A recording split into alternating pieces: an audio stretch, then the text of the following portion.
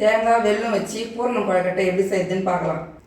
கொழுக்கட்டை செய்யறதுக்கு 3 மணி நேரம் பச்சை அரிசியை கழுவி ஆற வச்சு அரைச்சி இது போல் ஆவியில் வேக வச்சு எடுத்து வச்சுருக்கேன். இந்த கப் அளவு வெல்லம் எடுத்து வச்சுருக்கேன். தேங்காய் துருவல் 1 கப் அளவு எடுத்து துருவி எடுத்து வச்சுருக்கேன். முதல்ல பூரணம் ரெடி பண்ணிக்கலாம். பூரணம் செய்யறதுக்கு இந்த கப் அளவு வெல்லத்தை எடுத்து வச்சுருக்கிறது எடுத்து ஒரு பாத்திரத்தில் போட்டு கொஞ்சமாக தண்ணி ஊற்றி ஒரு அரை டம்ளர் தண்ணி சேர்த்து கொதிக்க விட்டுக்கலாம். பாருங்கள், இது போல் நல்லா வெள்ளெல்லாம் நல்லா கரைஞ்சி வரட்டும். அதுக்குள்ளே நம்ம தேங்காவை வறுத்துக்கலாம். இப்போ பூரணம் செய்யறதுக்கு தேங்காவை முதல்ல நெய் கொஞ்சம் 1 ஸ்பூன் விட்டு வறுத்து எடுத்துக்கலாம். தேங்காய் துருளை சேர்த்து வறுத்துடலாம்.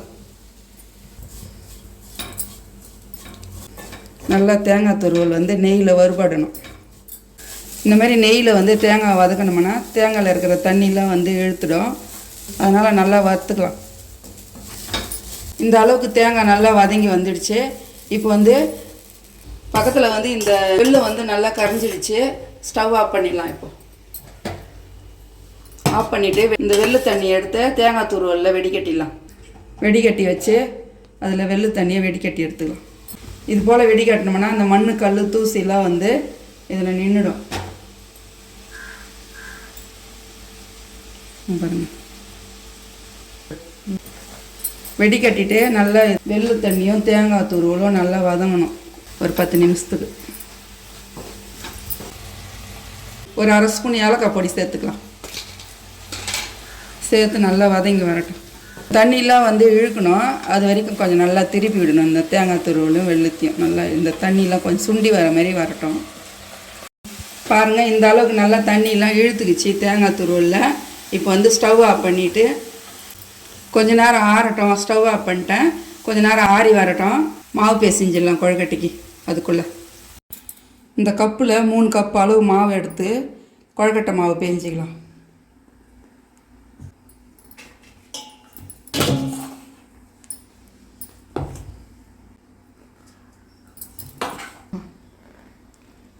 மூணு கப் அளவு சேர்த்துடலாம் மாவை.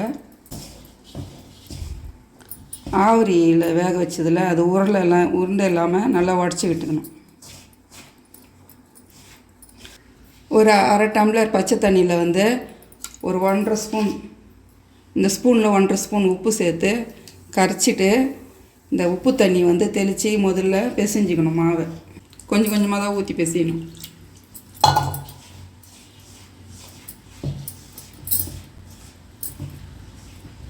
முதல்ல உப்பு தண்ணி போட்டு லைட்டாக கலந்து விட்டுக்கணும்.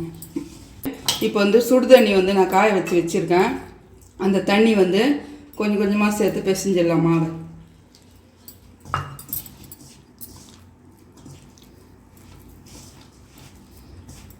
இந்த மாதிரி சுடு தண்ணி ஊற்றணும்னா கொழுக்கட்டை நல்லா மிருதுவாக சாஃப்டாக இருக்கும்.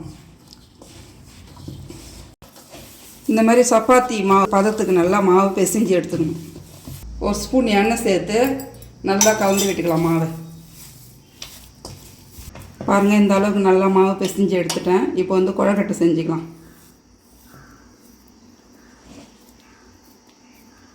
உட்காந்து போறியாங்கண்ணா?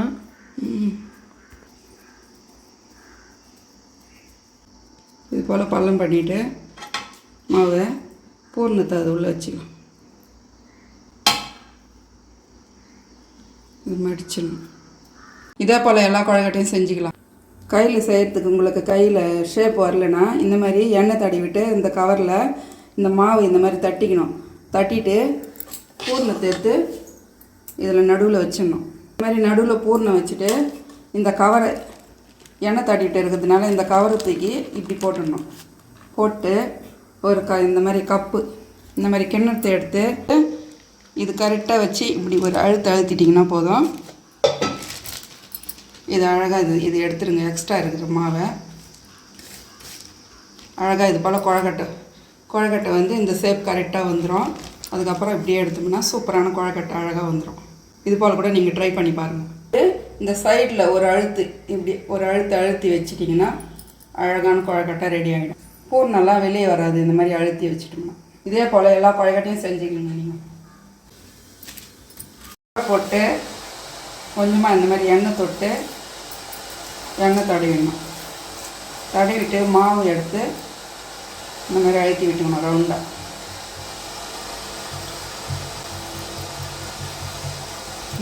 அதுக்கப்புறம் பூர்ணம் எடுத்து வச்சு அழுத்திக்கணும். அப்புறம் மடிக்கணும்.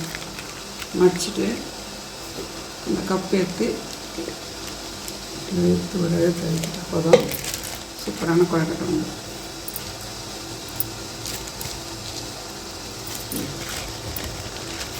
எடுத்து இந்த முனையை ஒரு அழுத்து இப்படி அழுத்தி வச்சணும்.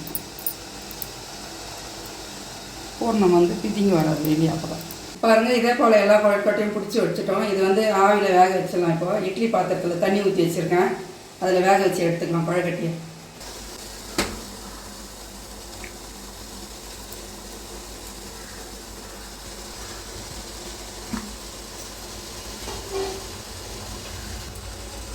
இப்போ இட்லி பாத்திரத்தில் வச்சிடலாம்.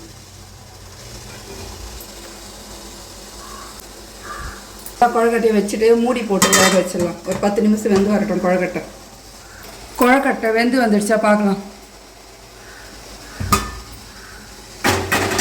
தண்ணி தொட்டு இப்படி அழுத்தி பார்த்தா தெரியும், நல்லா வெந்துட்டு இருக்கு பாருங்கள். ஸ்டவ் ஆஃப் பண்ணிக்கலாம். கொழுக்கட்டை வெந்துடுச்சு.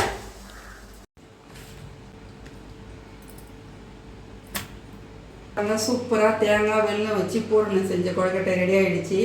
இதே போல் நீங்களும் செஞ்சு பாருங்கள், ரொம்ப டேஸ்ட்டாக இருக்கும். எப்படி இருக்குதுன்னு சாப்பிட்டு பார்க்கலாம். கொழுக்கட்டை பாருங்கள், நல்லா சாப்பிட்டா வந்துருக்குது. பூரணம் கூட நல்லா இருக்குது பாருங்கள். சாப்பிட்டு பார்க்கலாம். சூப்பராக இருக்குது கொழுக்கட்டை. இனிப்பு தேங்காய் அந்த நெய் ஸ்மெல்லாம் சூப்பராக இருக்குது. வாசனை கமகமாக நல்லா இருக்குது. நல்லா மெத்துன்னு இருக்குது. சாப்பிட்டா வெல்லம் போல் அப்படியே சாப்பிடுன்னு கரையுது வாயில் வச்சா. கொழுக்கட்டை ரொம்ப டேஸ்ட்டாக இருக்குது. இந்த கொழுக்கட்டையை நீங்களும் விநாயகர் சதுர்த்தி வருது இப்போது, அதனால் நீங்களும் இந்த கொழுக்கட்டையை செஞ்சு சாப்பிட்டு பாருங்கள். எப்படி இருக்குதுன்னு கமெண்ட் பண்ணுங்கள், ஷேர் பண்ணுங்கள், சப்ஸ்கிரைப் பண்ணுங்கள்.